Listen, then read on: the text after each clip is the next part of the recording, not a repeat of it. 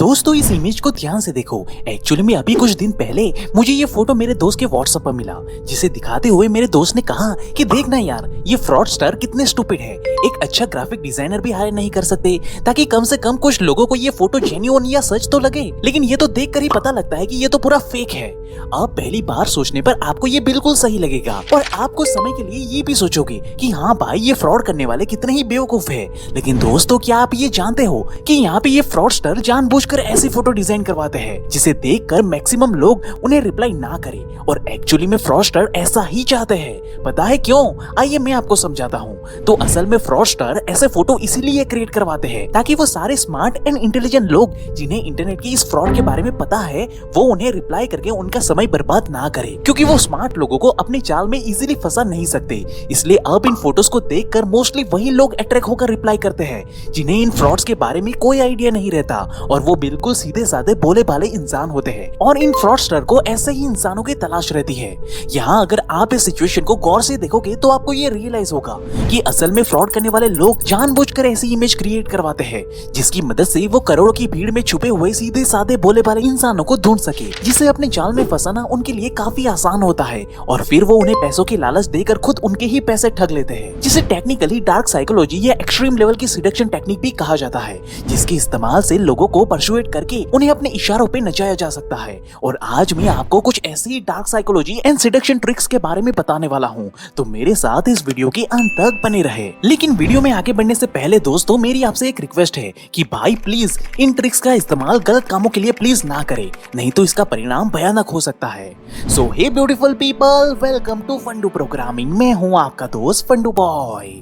अब दोस्तों आगे बढ़ने से पहले हमें ये समझना होगा कि आखिर में ये डार्क साइकोलॉजी एंड सिडक्शन होता क्या है। तो दोस्तों रॉबर्ट ग्रीन जो कि एक अमेरिकन ऑथर है, उन्होंने अपनी किताब द आर्ट ऑफ सिडक्शन में ये बताया है कि असल में डार्क साइकोलॉजी और सिडक्शन का मतलब सिर्फ सेक्सुअल डिजायर को फुलफिल करने से नहीं है, बल्कि किसी को सिड्यूस करने का असल मतलब है उसे वो प्रोवाइड करना जिस चीज की सामने वाले को डिजायर होती है, और उसके बदले में अपना काम उनसे चालाकी से निकलवा लेना। अब ये डिजायर कुछ भी हो सकता है, फिर ये डिजायर रोमांस का हो, रिस्पेक्ट का हो, या फिर एक अच्छे दिल का हो। फॉर एग्जाम्पल आपने कई बार देखा होगा कि जब कोई पॉलिटिशियन वोट मांगने आता है तब वो जनता के डिजायर के हिसाब से ही ऐसी चीजें उन्हें प्रोवाइड करने की प्रॉमिस करता है जो हम में से मैक्सिमम लोगों को चाहिए होती है, जैसे कि बेरोजगार लोगों को नौकरी देना, पेट्रोल डीजल के दाम कम कर देना, मेडिकल से लेकर खाने पीने की चीजें फ्री में देना, एक्सेट्रा एक्सेट्रा एक्सेट्रा। अब मैक्सिमम लोगों को ये पता होता है कि ऐसा करना टेक्निकली भी पॉसिबल नहीं है, लेकिन फिर भी पॉलिटिशियन की बातों में अपने डिजायर को पूरा होते हुए देखकर लाखों लोग ऐसे ही पॉलिटिशियन को वोट देते हैं, और वो पॉलिटिशियन मासूम लोगों के इस डिजायर का फायदा उठाकर खुद का ही डिजायर बड़ी ही चालाकी से पूरा कर लेता है। तो इसे ही कहते हैं डार्क साइकोलॉजी और द सिडक्शन टेक्निक, जहां आप बस लोगों के डिजायर के हिसाब से उन्हें अपने फेवर में कर सकते हो, जिसके बाद लोग आपके लिए कुछ भी करने के लिए तैयार हो जाते हैं। जैसे कि हमारा पहला पॉइंट ये कहता है make them feel they are getting a best deal. अब इस डार्क साइकोलॉजी का इस्तेमाल कई बार सेल्समैन अपने ग्राहकों के ऊपर ही ट्राई करते हैं। जैसे कि एक बार दो भाई मिलकर कपड़ों की दुकान चला रहे थे, जहाँ दोनों मिलकर अपना प्रॉफिट डबल करने के लिए डार्क साइकोलॉजी का इस्तेमाल करते थे। असल में होता कुछ यूँ था कि जब कोई कस्टमर उनके शॉप में आता था और कपड़े की प्राइस पूछता था, तब पहला वाला भाई दूर से ही उस प्रोडक्ट की प्राइस ज्यादा बताता था, जैसे कि $42, लेकिन वहीं दूसरा भाई जो कस्टमर के बिल्कुल बगल में खड़ा होता है वो ऐसा दिखावा करता है कि जैसे उसने प्राइस को ठीक से सुना नहीं है, और वो कस्टमर को $42 के बजाय $22 प्राइस बताता है। अब ये सुनते ही कस्टमर को ऐसा फील होता है कि उन्हें वो प्रोडक्ट बेस्ट डील में मिल रही है, और फिर वो बिना बार्गेनिंग किए बगैर ही उस प्रोडक्ट को तुरंत ही $22 में खरीद लेते हैं, जिसमें एक्चुअली में फायदा दुकानदार का ही होता है, क्योंकि असल में उस प्रोडक्ट की असली कीमत $10 की भी नहीं होती, मगर खरीदने वाले कस्टमर को ऐसा फील होता है कि दुकानदार की गलती के कारण उसे वो प्रोडक्ट बहुत ही कम प्राइस में मिल रही है, जिसे साइकोलॉजी की भाषा में कंसेशन ट्रिगर भी कहते हैं, जिसका इस्तेमाल करके सामने वाले इंसान का फायदा दिखाकर आप उनसे अपना काम बड़ी ही चालाकी से निकलवा सकते हो। वहीं इसका दूसरा पॉइंट ये कहता है कि create a false sense of security. अब दोस्तों ये साइकोलॉजी इतनी पावरफुल है कि लोग इस साइकोलॉजी में अपना सब कुछ लुटा कर भी खुश होकर घूमते रहते हैं, और उन्हें बहुत देर के बाद ये रियलाइज होता है कि भाई साहब उनका तो कट चुका है। इससे आप ऐसे समझ सकते हो कि कई बार जब लोग बड़े शहर में अपने लिए फ्लैट खरीदने का सोचते हैं तब वो ब्रोकर के पास जाते हैं और वो ब्रोकर उन्हें उनके बजट के अकॉर्डिंग फ्लैट दिखाना शुरू करता है और बस यहीं से शुरू होता है उनके डार्क साइकोलॉजी का पूरा खेल। तो असल में होता ये है कि जब वो ब्रोकर को ये बताते हैं कि उनका बजट 10 लाख रुपए का है तब वो ब्रोकर पहले ही ठान लेता है कि वो फ्लैट नंबर ए इस आदमी को बेचेगा क्योंकि ऐसा करके उसे एक बड़ा मुनाफा मिलेगा। लेकिन ये ब्रोकर कस्टमर को सीधा फ्लैट नंबर ए नहीं दिखाता बल्कि वो सबसे पहले जानबूझकर फ्लैट नंबर बी दिखाता है जिसकी कीमत तो 10 लाख रुपए होती है लेकिन वो फ्लैट शहर से बहुत ही दूर और बेकार कैटेगरी का होता है ताकि कस्टमर उसे देखते ही रिजेक्ट कर दे। जिसके बाद वो ब्रोकर कस्टमर को जानबूझकर दूसरा फ्लैट सी दिखाता है जो कस्टमर के डिजायर लोकेशन पर तो होता है लेकिन वो फ्लैट बहुत ही ओवर प्राइस होता है यानी कि बहुत ही महंगा होता है। अब जब इस स्टेज पर आते आते ब्रोकर बड़ी ही चालाकी से बेचारे कस्टमर की विल पावर और मोटिवेशन को पूरी तरह से तोड़ देता है और कस्टमर को ये लगने लगता है कि भाई साहब अब महंगाई के कारण उसके बजट के अकॉर्डिंग शहर के बीचों बीच कोई भी फ्लैट मिल पाना नामुमकिन है। और इस स्टेज पे जब कस्टमर ऑलमोस्ट पूरी तरह से हार मान ही चुका होता है तब जाके ये ब्रोकर अब पहले वाला फ्लैट नंबर 1 कस्टमर को दिखाता है जिसे देखकर कस्टमर को तुरंत ऐसा लगता है कि मानो उसकी तो लॉटरी लग गई हो भाई, क्योंकि पिछले 2 बेकार फ्लैट के मुकाबले में अब ये साधारण सा दिखने वाला फ्लैट उसे कोई जन्नत से कम नहीं लगता। उसके बाद भी ब्रोकर उन्हें फ्लैट का प्राइस जानबूझकर 11 लाख बताता है और अंत में 10 लाख में उन्हें बेच देता है जिसे खरीद कर कस्टमर बड़ा खुश होता है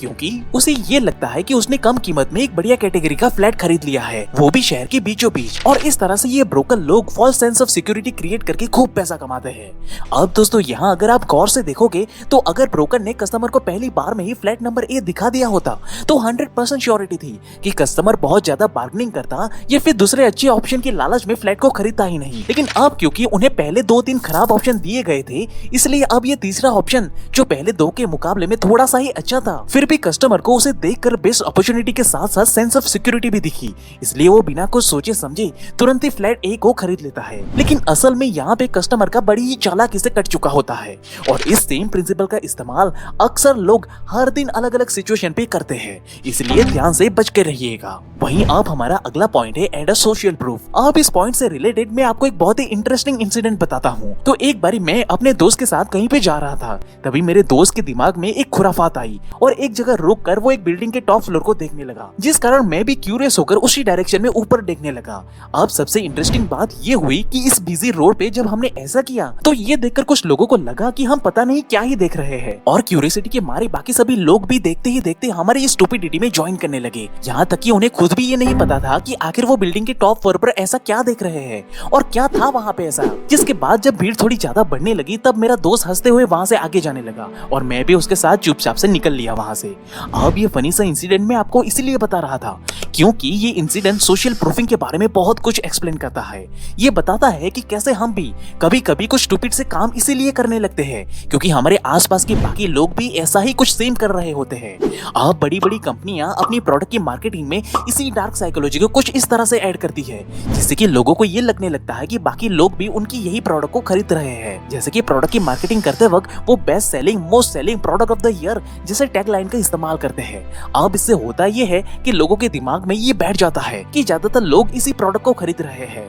इसका मतलब ये है कि ये प्रोडक्ट अच्छा ही होगा जो हर बार तो सच नहीं होता लेकिन हमारा दिमाग कुछ इसी तरह से काम करता है और इसी मैनिपुलेटिव साइकोलॉजी से वो अपनी सेल्स को धड़ाके से बढ़ाते जाते हैं। यही वजह है कि नेटवर्क मार्केटिंग में सबसे पहला लेसन लोगों को शेड्यूल करने के लिए यही सिखाया जाता है कि आपको सबसे पहले अपने टारगेट को ये फील करवाना है कि आप जो काम करना चाहते हो वो काम आपके आसपास के सभी बड़े बड़े लोग ऑलरेडी कर रहे हैं या फिर आप खुद में एक ऐसी पर्सनालिटी हो जिसने इस फील्ड में ऑलरेडी बहुत कुछ अचीव कर लिया है। अब ऐसी लुभावनी चीजें दिखा करके वो सामने वाला इंसान भले ही आपके बारे में कुछ भी ना जानता हो लेकिन फिर भी वो सबकॉन्शियसली आपको पसंद करने लगता है और फिर वो आपकी हर बात को मानता है और इसी चीज का फायदा उठाकर लोग आपका शोषण कर लेते हैं। वहीं हमारा अगला पॉइंट है मास्टर द आर्ट ऑफ इंशुनिएशन। अब दोस्तों इस साइकोलॉजी में आप लोगों के दिमाग में एक डर या किसी भी तरह की बुरी फीलिंग के बीज को बो देते हो जिससे होता ये है कि फिर लोग फेक डर के मारे आपके काम काम को पूरे फोकस के साथ करने लगते हैं। जैसे कि 2015 में जब एक डच बाइसिकल कंपनी वैनमूव ने यूएसए में अपनी बाइसिकल की शिपिंग शुरू की थी, तब कंपनी के सामने एक बहुत ही बड़ी प्रॉब्लम आकर खड़ी हो गई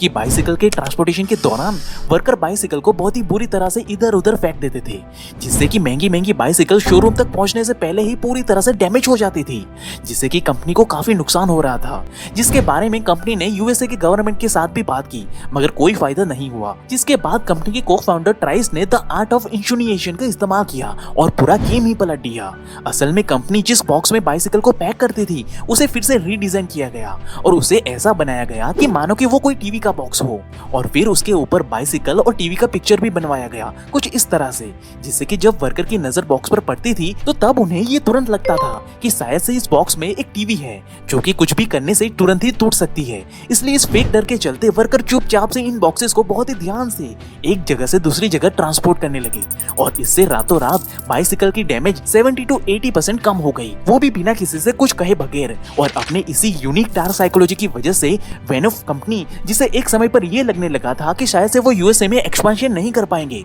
वही कंपनी आज यूएसए के मार्केट को पूरी तरह से डोमिनेट कर रही है।